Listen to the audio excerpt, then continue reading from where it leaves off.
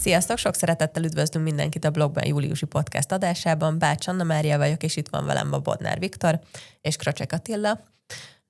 Azért gyűltünk ma össze végül is, hogy a blogbanről és magáról a blogstockról beszélgessünk. Most egy kicsit a platform ügyfeleket így a háttérben hagytuk, és igazából kezdjük is szerintem egy piaci áttekintéssel, viszont az új hallgatók kedvéért szerintem menjünk egy kicsit visszább, ugyanis idén már 5. éve lesz annak, hogy a Blogstock kiment a tőzsdére, úgyhogy nézzük át először, mi történt ebben az elmúlt 4-5 évben, és akkor utána pedig mi történt az elmúlt 1 hónapban. Jó, kezdem akkor, jó? Engedelmetekkel egy kicsit.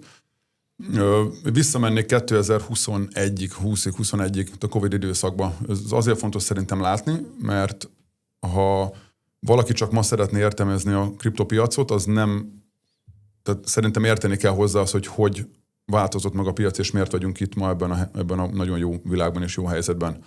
2020-21 környékén a Covid hatására a digitális világ és a kriptóhoz kapcsolódó dolgok szerintem egy nagyon nagy hype-ot éltek meg, és egy nagy figyelmet kaptak, amit az azt követő években egy összeomlási időszak követett. Ez számos olyan dolog járult hozzá azokban az években, ami a szabályzást végül teljesen kikristályosította, itt gondolok konkrétan a Mikára. A korábbi ügyfeleinkkel, vagy meglévő ügyfelek ugye sokszor hallottak tőlünk mik a szabályozást kapcsán lévő dolgokkal. Ez nagyon fontos szerintem, hogy a miértjét érteni a Mikának. Látható volt ugye az Európai Unió területén, hogy egész világban, de az EU-ban kiemelten, hogy egy olyan szabályozást kell létrehozni, ami lehetőséget biztosít a kriptós cégeknek a működésre, viszont ezt a piacot nagyon meg is szűri. Nyilván a visszaéléseknek az elkerülése véget, a transzparencia jegyében, az átláthatóságot, az ügyfélbizalmat, stb. Felépítve. Ez, ahogy teltek, múltak az évek, ugye 23-ban el lett fogadva ez a jogszabály, és most már az egész Európai Unió területén csak Mika engedéllyel lévő cégek tudnak úgy üzemelni, hogy aktív ügyfélszerzéssel foglalkoznak, és az ügyfelek kiszolgálásával. Ez a kontextus. Amit csak újdonságok, amik nekem is az elmúlt hónapra reflektálva nagyon az idei évre talán kiemelten jellemző, de az elmúlt 2 hónapra még jobban, hogy a Web3-as világ, tehát a klasszikus kriptós világ, EU-n kívül és akár kriptós világ sokkal közelebb került a Mika szabályozás miatt a szabályozott kriptós cégekhez és dolgokhoz. Ez nekem egy kicsit meglepő volt. Amikor a szabályozás élesbe állt, én nem voltam abban teljesen biztos, hogy közeledni fognak a régi kriptós elképzelések a szabályozott világgal, vagy eltávolodni. És szerencsére, mi szerencsénkre is, meg az ügyfeleink szerencséjére is ez nagyon erőteljes közeledést mutat, és látjuk. Tehát az irányunkba érkező érdeklődéseknek nagyon nagy része az egy olyan kriptós közegből érkezik, aki nem az, hogy nyitott a szabályozásra, hanem hajlandó ezzel az egésszel együttműködve új dolgokat létrehozni. Igen, elfogadta azt, hogy így működik az új világ az EU-ban, és ez egy teljesen racionális lépés. És a másik oldalról pedig azt tapasztaljuk a Mika kapcsán, hogy a hétköznapi piacon működő cégek részéről pedig van egy növekvő bizalom a kriptó iránt, mert végre egy olyan keretrendszer van, ami hosszú távon átlátható, stabil, és erre már lehet közepes vagy nagyobb cégeknek az életét is egyébként bevonni. Úgyhogy ez egy nagyon, nagyon impulzív dolog ilyen szempontból is. Annyit látok még, talán így összegezve ezt, hogy a Web3-as világból, tehát a szabad kriptós világból érkező igényeknek, értékrendnek adott részeit azt amúgy Mika szabályozás alatt is szerintem figyelembe lehet venni, nagyon komolyan, tehát ezt mi is láttuk, és ezzel kapcsolatosan azért elég sok mindennel foglalkoztunk az elmúlt hónapokban. Igen. Tehát így sokkal közelebb tudunk kerülni. Én még egyszer kicsit összefoglalva ezt az elmúlt 4-5 évet, hogyan értékelnéd a blogbennek ezt az elmúlt időszakát, miben fejlődtünk, mi az, amit esetleg egy kicsit másképp csinálnál, szóval így egy mondatban esetleg összefoglalva, mit tanultunk ebből az időszakból? Szóval mit csinálnék másképpen, ez egy hosszú lista. Biztos, mert ugye az idő ugye mindent történik, nagyon sok dolog a világban. Amit tanultunk ebből talán azt úgy foglalnám össze, hogy és az elmúlt fél évnek szerintem, vagy 3 hónapnak főleg, de az elmúlt fél évnek is talán az eredménye lett, hogy azokat az alapvető Web3-as, tehát szabad kriptós világban az értékrendnek az adott dolgaiból nagyon sok mindent be tudunk emelni a Blockbenbe, és az ehhez kapcsolódó olyan fejlesztések és újdonságok, amiken dolgoztunk, azoknak a közelebb hozása a meglévő Blockben ügyfélállományhoz és a meglévő értékrendünkhöz, ennek a kettőből ennek a 2 értékrendnek szerintem egy nagyon nagy közös pontja van, és ez egy nagyon nagy tanulság. Tehát, ahogy az elején említettem, én azt gondoltam, hogy talán kicsit távolodni fog a világ egymástól, de azt mutatja, hogy a gazdasági racionalitás az a végén mindent felülír. Az EU-ban van körülbelül 450 millió ember, és annak az üzleti potenciáljáról senki nem szeretne lemondani. Nem szeretnék EU-n kívüli kriptós cégeknek a nevét mondani, biztos sok mindenki ismer mindenféle céget, de az látható, hogy az együttműködési lehetőségeket és az ügyfeleket keresi mindenki. Igen, így van. És mi oldalunkról még igazából azt emelném ki, hogy ahhoz, hogy erre az állapotra elérjünk, ahhoz nekünk nagyon sok munkát kellett beletennünk abba, hogy ma itt lehessünk. És sokszor nem kommunikáltunk róla egyébként sem megfelelően, sem elegendően. Ebben mindenképpen én szeretnék javulást elérni.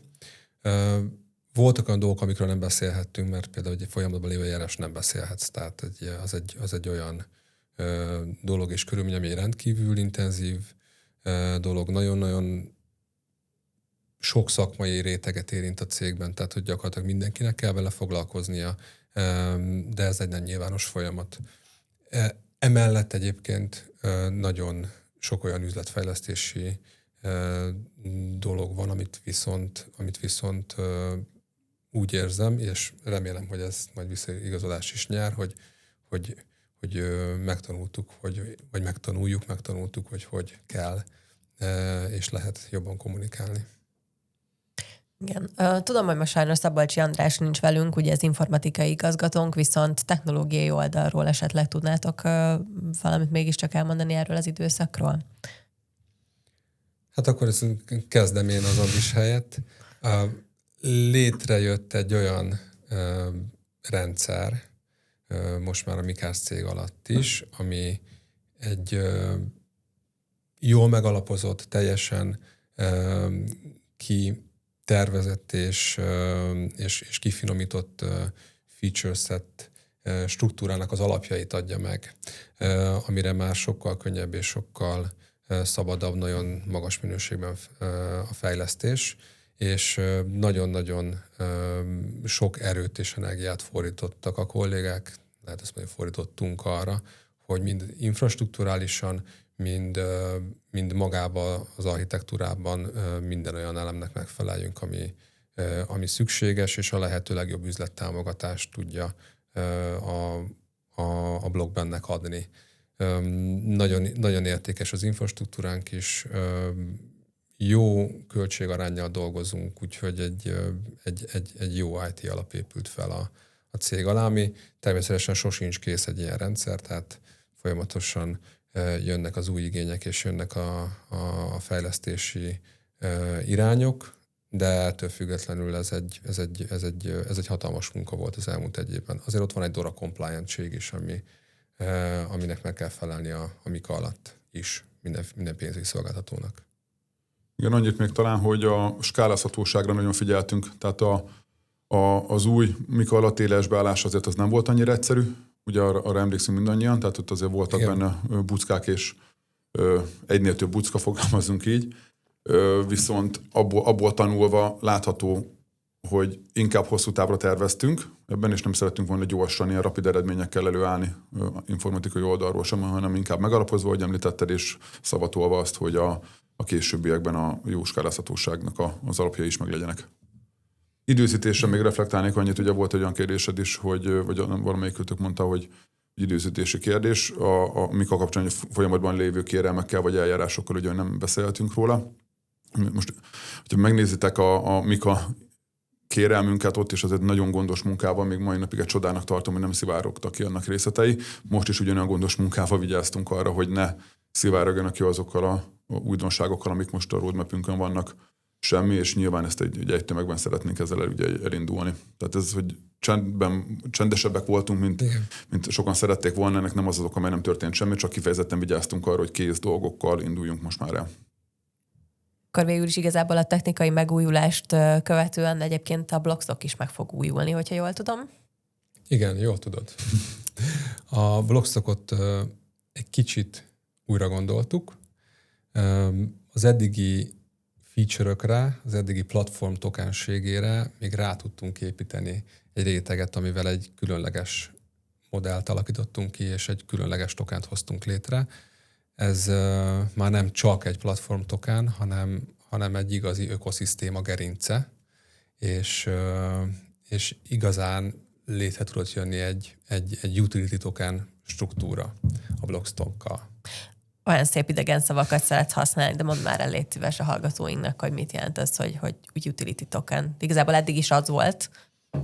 De ez egy tehát egy kiteljesedett utility token tudott most létrejönni, ami azt jelenti, hogy nem csak a platform életében vesz részt, és annak az előnyeiből részesül, hanem olyan gerincet alkot a platformon belül, amin keresztül számos elem lehetőség elérhető magán a blockchain platformon. Számos kedvezmény, számos olyan körülmény társul és kedvezmény társul magához a tokenhez, amivel egy egészen különleges token tudtunk létrehozni, szinte példátlan. Tudom, hogy részletekben még nem mehetünk bele, viszont egy kicsit körmondatokban tudnál esetleg abban segíteni a hallgatóknak, hogy nem is az, hogy mi változott, hanem miben lesz másabb, mint a korábbi modell, azon felül, hogy nem csak egy platform token lesz, hanem kicsit így funkcionalitásban ez a két. Rá tudtunk építeni egy olyan lehetőséget, egy olyan struktúrát, amin keresztül számos előnyt kap az ügyfél, amin keresztül a platform működésében is részt vesz, és számos különleges előnnyel is tud párosulni, de nem fogok tudni most neked elmondani sok-sok részletet, mert az a következő hónapunkban... Én azon mosolygok, hogy ki nem mond. Igen, a következő hónapunkban fogunk erről beszélni, és felépítettünk rá egy jónak tűnő kommunikációs struktúrát, ahol pontról pontra elkezdünk beszélni magáról a utility-ségéről és magáról az új előnyökről. Én azt gondolom, mindenkinek tetszeni fog. Mert tényleg, amit lehetett, amit a keretek engedtek, azt mindent belepakoltunk. Nekem van, még emlékszem körülbelül ilyen, ugye szeptemberben lesz 7 éve, hogy csatlakoztam a céghez, és amikor először András tartott nekem egy ilyen onboardingot, hogy megértsem, hogy pontosan hogy működnek a Blockstock korábbi modelljei, ezeket almákkal magyaráztál. Én nagyon várom, hogy ezt a következő modellt is meghallgassam tőle az almás módszerével. Valami egy gyümölcsöt hozunk. Almák maradtak, csak az még hozzá ribizli, áfonya, eper. Igen. Nagyon egy szép teljes körű struktúrát alkottunk, aminek a részleteivel jelentkezni fogunk. És mikor? Heteken belül, azt gondolom. Tehát az időzítés az így annyira szerintem szépen próbált, a lehetőségeinkhez mérten szerintem elég jól össze tudtad foglalni a Blockstockot érintő kérdéseket. Inkább az időzítés az és hogy mikor. Pár hetet mernék vállalni, hogy elindul ennek a kommunikációja. Tehát ilyen pár héten belül. Igen. És akkor az angol 100 pár az 2 jelent. Tehát, hogy és akkor mindenki eldönti, hogy akkor ez most de nagyon belátható időn belül ennek aktívan. Azt kiemelném, hogy nagyon sok energiánk volt abban, hogy ne szivárogjanak ki ebből dolgok. Ugye ebben volt felügyeleti dolog is, amit felügyelettel kellett egyeztetni ebbe az új funkció kapcsán.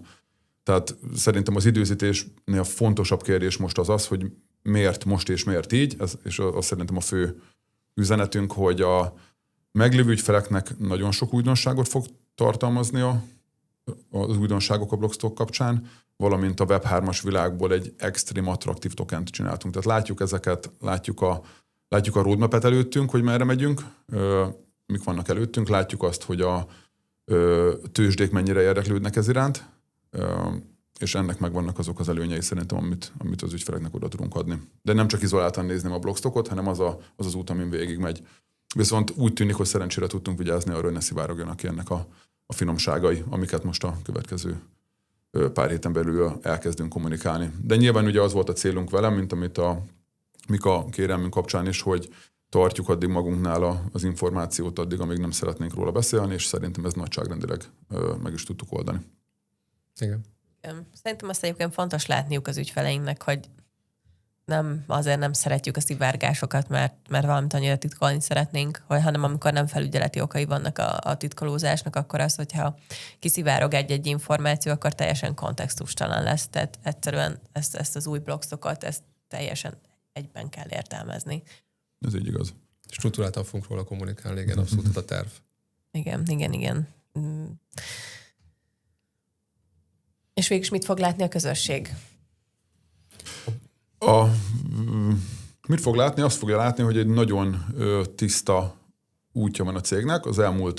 A mikroengedélyünk megszerzése óta az elmúlt fél évben az iszonyatos mennyiségű fejlesztés, üzleti fejlesztések, amik a végén az új blogstockban manifestálódnak, és jönnek ki, ugyanúgy a cégnek az útja. Tehát lehet látni ezt majd platformtermékeknél, kollaborációknál, tehát több kollaborációnk van már. Nem azt jelenti, hogy nem történtek meg, ezek csak nem kommunikálunk dolgokról, ugye. Ez nagyon fontos, és szerintem fontos azt is látni még, hogy az új világra készültünk ezzel teljesen. Tehát nem feltétlenül az a célja a termékeinknek és az utunknak arra, hogy a meglévő ügyfélállományunkkal próbáljunk minél több dolgot elérni, az is nyilván célunk, de az, hogy a mostani megváltozott világban, és ezért volt szerintem a mai podcastnak az elején a kontextus nagyon fontos, hogy abban a megváltozott világban, ahol a Web3-as közösség elkezdett a mikás cégek irányába közeledni, mi nem, hogy ezt meghallottuk és megláttuk, hanem erre elkezdtünk nagyon felkészülni az elmúlt fél évben, és most kiengedjük a szelencéből mindent. Igen, és szerintem fontos azt is hangsúlyozni, hogy nem önmagában blogstock van, hanem blogban van, és a blogbennek van egy életútja, és mint ahogy eddig is egy hidat képeztünk két világ között, ezt most még hangsúlyosabban fogjuk tenni, és ennek a hitképzésnek, ennek az átvezető szerepnek a Web3-as világba, ennek az értékeivel és előnyeivel nagyon jól fogunk tudni élni, én azt várom ettől a következő időszaktól.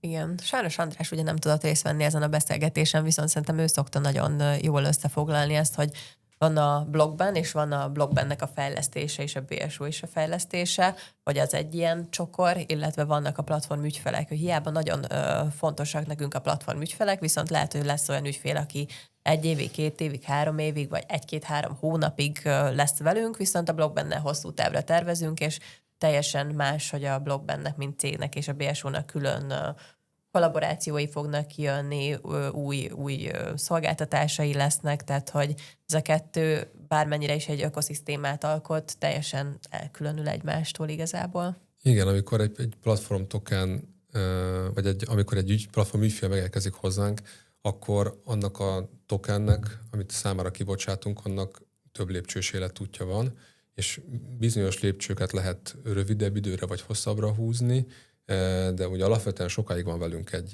egy ilyen token és egy ilyen ügyfél, csak maximum az első 1-2 lépcsőben van vele intenzíve vagy kevésbé intenzív együttműködés, és akár csak egy pár hónapos időszak vele, ami nagyon intenzív, de a nap végén rajtunk keresztül van beregisztrálva az EU-ba az a token, amit hivatalosan lehet értékesíteni. Tehát bármilyen élete is lesz a későbbiekben, ő velünk marad.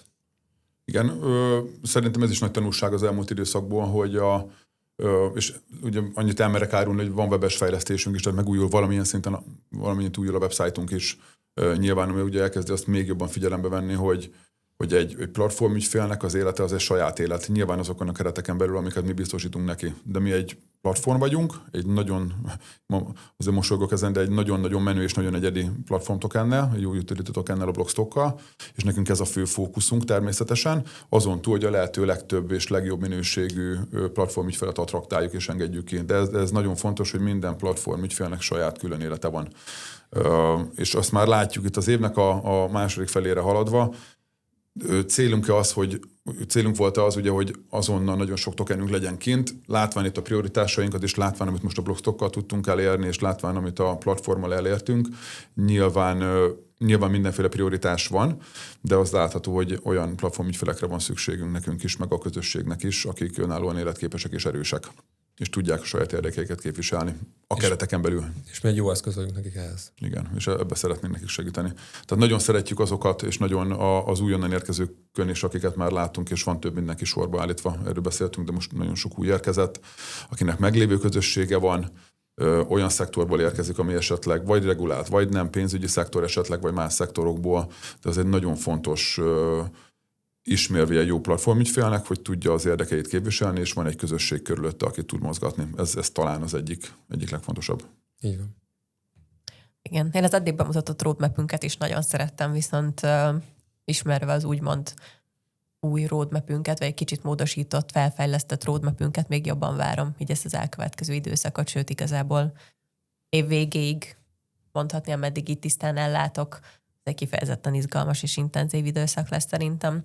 Lenne esetleg valamilyen üzenet, amit még szeretnétek átadni a meglévő közösségünknek, illetve még bármilyen gondolatotok, amivel lezárnátok ezt a beszélgetést? Még egy gondolatot, hogyha megoszthatnék a roadmap kapcsán, hogy ugye ebbe kerülnek bele új dolgok, tehát ugye az volt inkább ez is az elmúlt hónapoknak ez a döntése, hogy beleteszünk sokkal több olyan mérföldkövet is a roadmapbe, amik magának a Blockbennek és magának a Blockstocknak is az életével vannak. Tehát nem volt időszak, amikor ezt szeparálni akartuk egy kicsit talán jobban, de most azt látjuk főleg a Web3-as világból, hogy ezek szervesen összefüggnek, és erre iszonyatos fókuszt tettünk. És azt látjuk a fejlesztések tekintetében is, hogy ez egy kiemelt fontos. És irányt változtattunk, ezt szerintem nem változtatunk irányt, hanem nagyon figyeltünk, elkezdtünk nagyon figyelni szerintem. Ez már az elmúlt évekre is igaz, de most az elmúlt időszakban kifejezetten arra, hogy hogyan változott meg a piac, és erre úgy reagálni, hogy ez nekünk a Blockbennek magának, a Blockstocknak magának és a platformügyfeleknek ez a legjobb. Igen, és ez magával fogja vonni azt, hogy a Blockben szolgáltatásainak a köre bővül a jövőben, mert folyamatosan reagálunk a piaci igényekre. Számos új szolgáltatással. Igen. Igen. De ezeket sem mutatjuk meg. Még sajnos. Majd fogjuk. Igen, de ez is szerepel ugye a roadmapen, tehát olyan feature-ök a Blockben nem magán, ami effektíve kapcsolódik valamilyen szinten ahhoz a core tevékenységhez, hogy kibocsájtunk, de amúgy vannak olyan dolgok, amik